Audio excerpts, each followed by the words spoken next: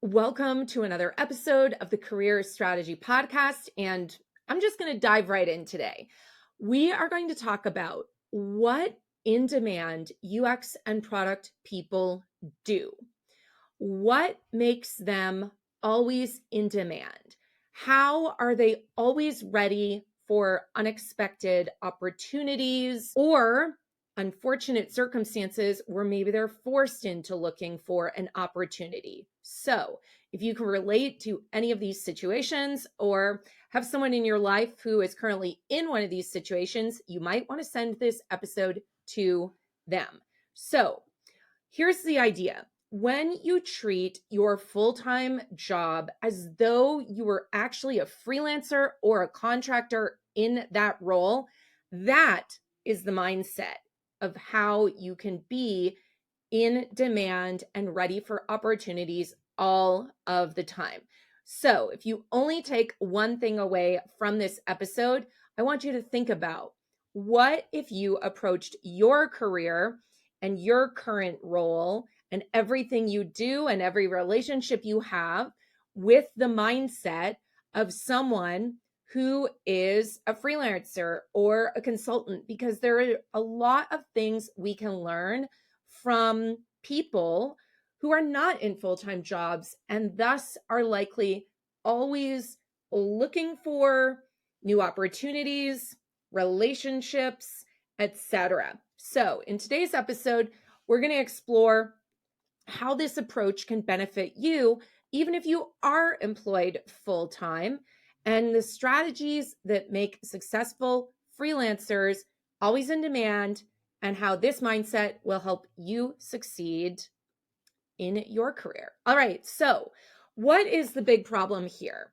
It really boils down to so many professionals become too comfortable in their full-time job. So I want to talk about this mindset of traditional full-time jobs. And many people settle, and I totally get how this happens. They settle into a routine, right?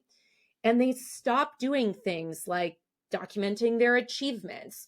They stop developing new relationships, nurturing old relationships. And it's easy to also lose track of their skills and their market value. And I get it. If you're in a full-time job, you're busy doing your full-time job, right? And there's nothing wrong with being in a full-time job and doing a great job in that full-time role, but there is a risk, right? It's that if you're not actively keeping yourself, market ready, let's say, then you will be left scrambling if unexpected things happen, whether it's a layoff, a restructuring, you need to move to a new city for some reason, and you can't keep the job you have, whatever it is. In today's job market, things can change really, really fast. And that's not just for today's job market. It's really just any job, right? A layoff can happen anytime. A restructuring can happen anytime. It's not specific to today's job market. It's just the reality of the world we live in. Treating your full-time role with this freelancer or consultant mindset is really like having an insurance policy for your career. You're always ready to act and you're always prepared for what might come next. So let's dive into the solution then, right? How do you embrace this freelancer consultant mindset? All right. So let's break down what these people do. When freelancers land a project, they are constantly thinking about what's next. And I know this because I freelanced for over a decade. And I was friends with people who ran agencies and consultancies, and they were in the same position. Just because you have a client today, it doesn't mean you stop thinking about who your next client might be. You have to juggle this situation of delivering for your current client and being on the lookout for the next opportunity. And that's what freelancers and agency owners and consultants, or at least the successful ones, that's what they do really well. They're constantly thinking about what's next. They're always building relationships. They're always doing things to stay visible. And they're always looking for new clients. They don't just wait until they receive the invoice from the current project and then start looking for the next opportunity, because that's how you end up bankrupt. They're always trying to line up the next opportunity while they're working on the current one. So imagine if you had this same mentality in your current role. What would you be doing differently? Would you be prioritizing more relationships, things that you could be doing to stay visible? Would you be spending, once a quarter just doing a quick job search and seeing what opportunities are out there? What is in demand right now? What are companies looking for right now? And then really actually reading those job descriptions to understand the details of what they're looking for, to then ask yourself, could I apply to this job right now if I needed to? If not, what needs to change? Is it developing a new skill? Is it updating your resume or LinkedIn or portfolio or all of the above with projects you've worked on recently that you haven't updated and added to your portfolio, resume, LinkedIn, etc., right? So think about what you would do if you had this freelancer and consultant mindset in your career today. Because if you do this, you'll always be prepared and really aware of how your skills and experience align with what the market is looking for. I want to next talk about some really effective freelance habits that you can adopt in your full-time role. And I want to also just address maybe something that is going through your head right now, which is, okay, Sarah, I've got a full-time job right now, and I have a life, I have a family, I have kids, I have hobbies, I have this, that, the other. How am I also supposed to do all of these things? Well, it's called time management. And you could spend 10 hours, for example, perusing job boards and looking at jobs for companies, who are hiring right now, et cetera, like I just described a few sentences ago. Or you could time box that and say, I'm going to give myself 30 minutes or 60 minutes to do this. Because though I totally understand the scenario of we all have lives, we all have responsibilities, how are we supposed to do all these other things in addition to our job? It's a yes and thing. Like, yes, those things are true. And we have to figure out how to work within the constraints that exist. And one of the things you can do is time boxing. So ending my rant on that, but let's dive into some of these habits that you could adopt in your full-time role. All right, number one, document your wins and projects consistently. This is key because what you don't want to happen is you see an opportunity you want to apply to, or you are forced into a job search 3 months from now, and you have to spend an entire week writing down what you did since the last time you updated your resume, LinkedIn, portfolio, etc., right? Freelancers know they need to be selling their value all of the time. And to help them do that, they're documenting the value they add to the projects and clients who hire them, right? They track their wins, they document their results, and they record their impact. So the big question here is, do you do this for you? If not, you need to start doing that. So you need to start keeping a document, figure out a system that works for you, whether you just have a running Google Doc or you create some Notion thing or whatever you want to do.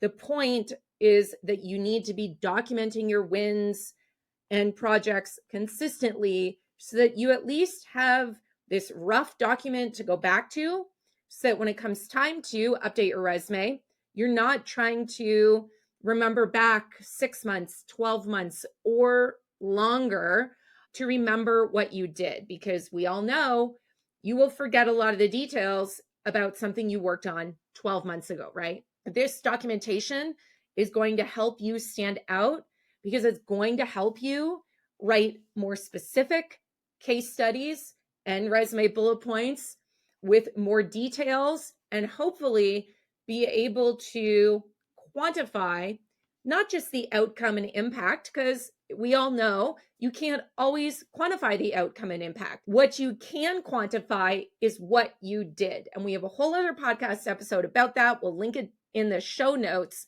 But you need to document your wins, because if you don't, it's going to be hard to quantify what you did, right? Okay. So number 2 is nurturing relationships inside and outside of your company. Let's go back to freelancers. They rely on their network, right? It is how they find work, get referrals, and stay visible, benefit from word of mouth, etc.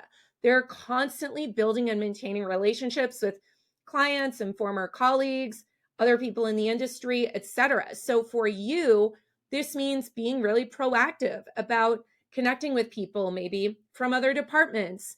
As time allows, going to industry events, whether that's online, offline, etc. Keeping in touch with former colleagues, being kind of active on LinkedIn. And that doesn't mean posting influencer style posts, etc. It just means showing up consistently and thoughtfully. So if you've listened to this podcast before, you know that I frown upon just going on LinkedIn and writing kind of one word comments on posts like cool, neat, awesome, good tip, etc., because that's not memorable, right? You're going to be more visible when you take time to write a thoughtful comment. It doesn't have to be paragraphs long. You could write a thoughtful comment in one sentence, but just cool, neat, blah, blah, blah, not going to stand out. All right. So nurturing relationships inside, outside your company and on social media or in the communities that make sense for your role. Maybe there are Slack communities, Facebook groups, LinkedIn groups, Discord groups, etc. You know what makes sense for your industry. All right, number 3, keep up with market trends and industry trends. Should go without saying, but let's turn to our freelancer example, right? Freelancers stay in tune with the needs of their target clients. They're up on industry trends because they have to do this to stay relevant and in demand, right? And so for you, I would ask you, are you actively learning about your industry? Are you investing in your professional development?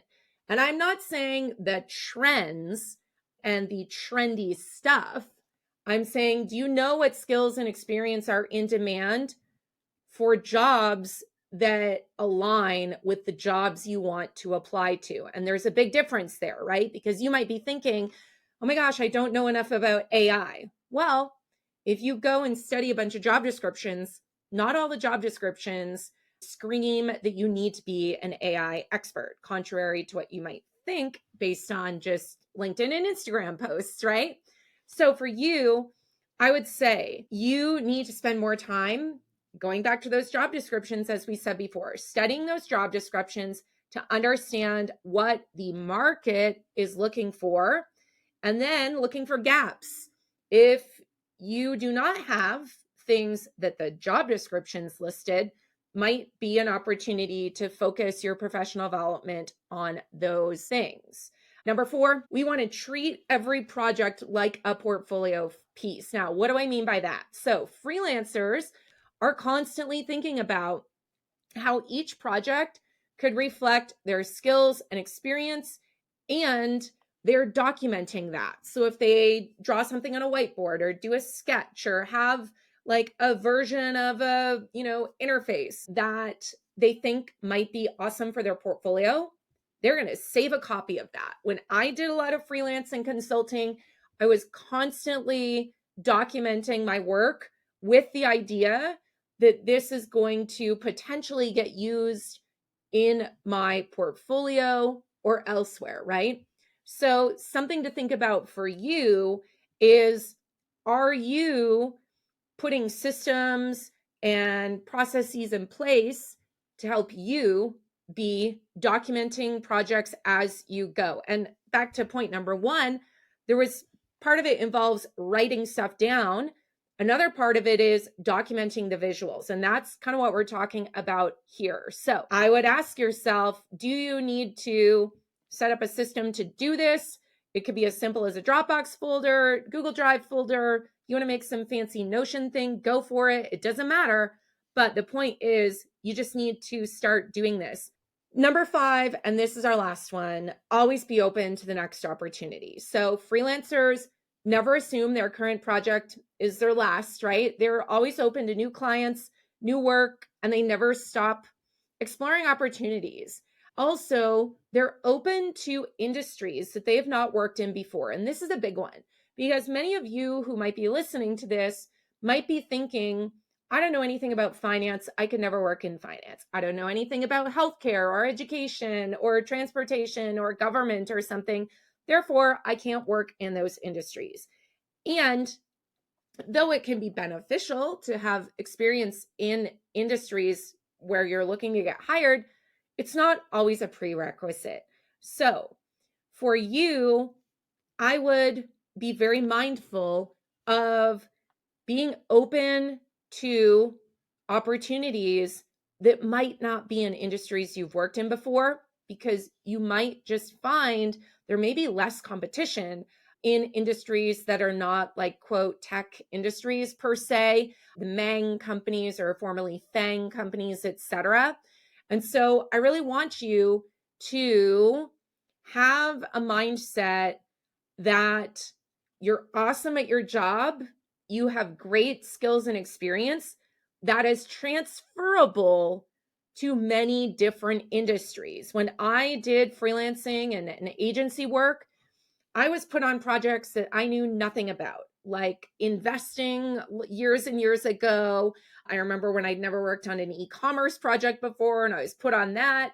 So be open to industries that you've not worked in before and have that open mindset rather than a closed off mindset and a limiting mindset where you're assigning yourself this label that I've never worked in X industry, therefore I can never get hired in X industry, right? Okay, so I want to go back to that concern that might be going through your head of how is this going to be all possible? Isn't it going to distract me from my current role? So, a couple of things. When you treat your job with this proactive mindset, it doesn't mean you're going to have all these extra activities feel like a second full-time job. You are going to manage your time and do what you can within the time you have. So if you only have 10 minutes to research, the job market for whatever you do right now, then you only have 10 minutes and that's what you're going to do. But 10 minutes is better than 0 minutes. Same things with like documenting projects you're working on right now. You may not have time to write out like draft kind of paragraph format versions of what you worked on this week or this month. That's fine. If you can only just dictate something into your phone and have like auto transcribe it, that's great. If you just write out kind of a bullet list, that's fine too. So get in the habit of figuring out workarounds to be able to do these things rather than just not doing them because you think, oh, I don't have the time, right? Because that's what the best freelancers do. Freelancers are juggling a lot of things. They've got to do the work. They've got to handle the finances, get the contract signed, find the next client, deal with the disgruntled client or the client that didn't pay them, do the marketing, do this, do that, do everything. But they still manage to do it because they learn to work efficiently and they learn to do and prioritize the most important things in the time they have to do it. That's all for this episode. So here's the bottom line. We have to treat our full-time jobs like they're freelancer or consultant roles so that you are never left scrambling if an awesome opportunity comes your way or you're thrown into an unexpected job search, right? Because when you treat your full-time job like a freelance or consultant role, it means in the background, you are documenting your work, investing in relationships, building new relationships, doing simple things to stay visible, everything we had talked about in this episode. And even if you're happy where you are right now and you're there for another 10 years, all of these things are still valuable because it can set you up for success for your performance review. And maybe you'll end up getting promoted or get that salary increase, etc. So that is all for today. I hope you go out and implement some of these things. The whole point of this podcast is that I don't just want you to listen to these episodes. I really, really want you to take action. So I will see you in the next episode and talk to you soon.